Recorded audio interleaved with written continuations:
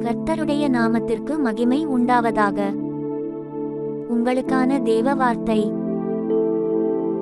சேனைகளின் கர்த்தர் நம்மோடிருக்கிறார். யாக்கோபின் தேவன் நமக்கு உயர்ந்த அடைக்கலமானவர். ஜெபம்.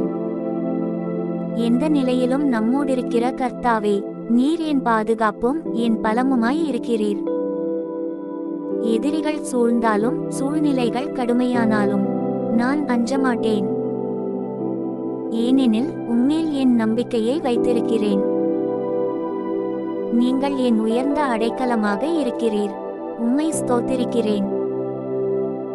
இயேசுவின் நாமத்தில் ஜெபிக்கிறோம் எங்கள் நல்ல பிதாவே. ஆமென்.